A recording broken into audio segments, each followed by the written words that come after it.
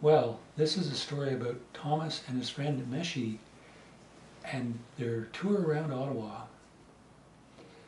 Well, as you know from the last story, Thomas was visiting his friend Connor in Ottawa. And he had a very nice visit, and they were doing wonderful things together. But Thomas was a little sad when Connor asked Connor. When I asked him, yes. When Connor asked um, Thomas, "Thomas, why are you sad?" Thomas said, "Well, I'm having such a good time, but my friend Meshi is still overseas, and I wish he was here so he could see all the sights in Ottawa." "Well," I said, "why don't you invite him over?" "Okay, that's a great idea," Thomas said. "Do you think Connor would like that too?" And you said, "Of course, that would be wonderful." So he got on his cell phone and beep boop boop boop beep beep beep. In a flash he was calling Meshi. He said, "Meshi, come on over here. We'd like to have you over to visit and see all the sights in Ottawa." "Ah," said Meshi, "I have never been to Ottawa. I would love to go to Ottawa. Yes, it would be such a pleasure to go and see Ottawa. I've heard so much about it." "Well, come on over then, and I'll meet you at the Aviation Museum. You can fly in there. There's a nice landing strip, and we'll go and see the sights together." "Okay, that is exactly what I shall do." And so, hung up the phone, and 2 days later, you could hear in the air above our house,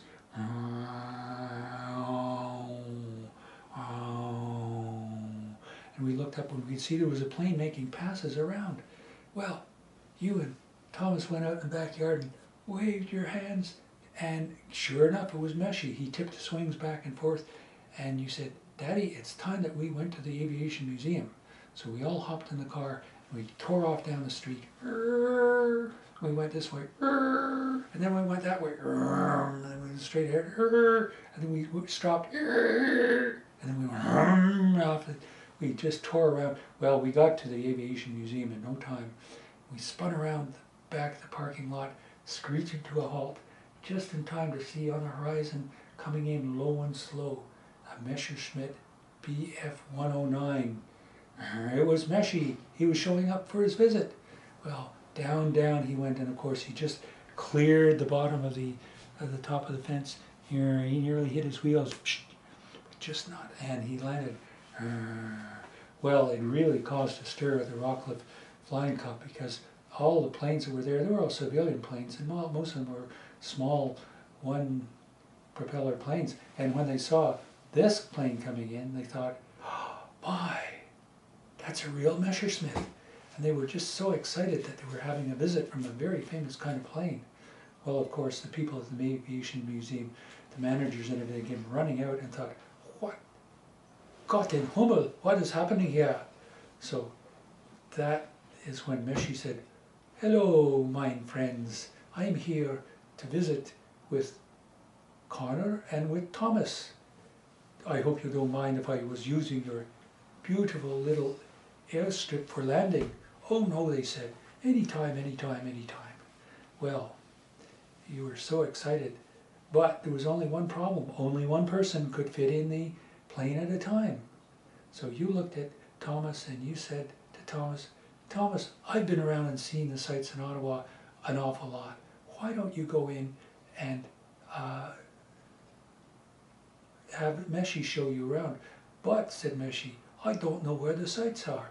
"Ah," said Connor, "I know what I'll do. I'll go around first and show you all the sights, and then you can take Thomas up and show all the sights again." "Very good idea. I will get out my map and map all the places we're going." So you waved goodbye to Thomas and you hopped in the plane and you took off down the field up in the air. Well, you were gone for about nearly an hour. And when you came back, you were looking very happy, and so was Meshi, saying, "Oh, I really love seeing these sights." Well, "And now," said Meshi, "I can show Thomas all these sights too." Thomas was very excited. So you got out of the plane, Thomas got in, and Meshi just stayed long enough to get a little bit more fuel in, and then off he went into the wild blue yonder. Well, this time he knew where he was going, but he started showing off, so he flew as high as he could, and he did a loop-de-loop, and he did a barrel roll, and Thomas was like, oh, my stomach, oh, oh, oh, the whole world is upside down, whoa, it's spinning around, oh, and he was having a wonderful time feeling dizzy. He said, this is better than a roller coaster. Well, of course, then Meshi straightened out and went down and started looking at the sights. And the first sight that he went to was, of course, Rideau Falls. And he flew very slow and low over that, and he pointed out where the field gun was, and where the memorial was, and the city hall, and then flew around and showed where Grandma stayed at the old age home on the Rideau. At Briere. Well, this was not Briere. This is the old age Oh home. yes, that home. Was, yeah, it was called something on the Rideau, Terrace on the Rideau, or something like that.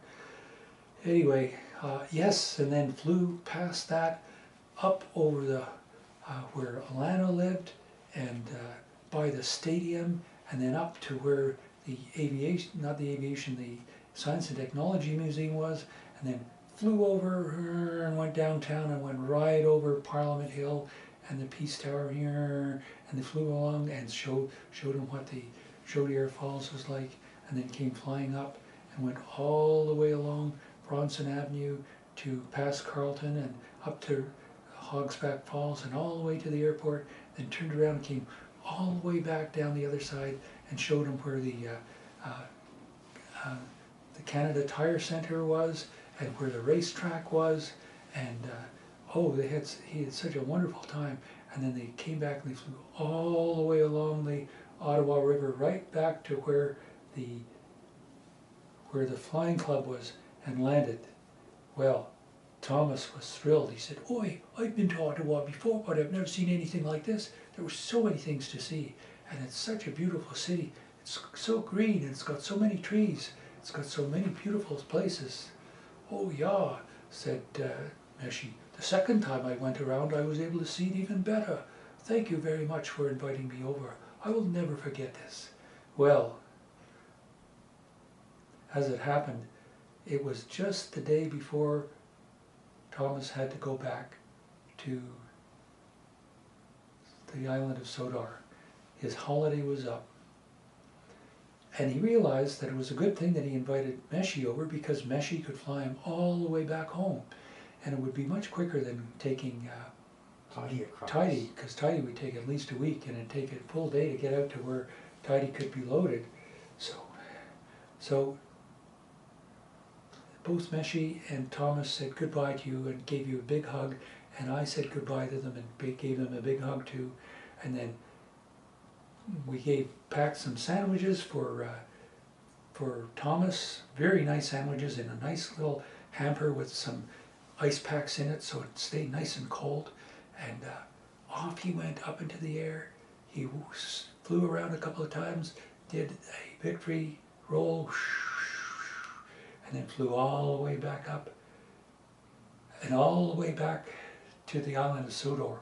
Of course, he stopped at, he had an extra fuel tank on, but still he had to stop at Gander, Newfoundland to fuel up, and then he flew to Reykjavik, Iceland, and fueled up again, and then he flew down to the island of Sodor. And of course, Thomas had never been to Iceland, and he thought it was a marvelous place to see the volcanoes and the lava, and to see. And he even brought along his movie camera. Yes, and yes, it was a mechanical movie camera, and he recorded it all so that when he got home, he could show all the sights to all the people that were there in the down at the rail yard.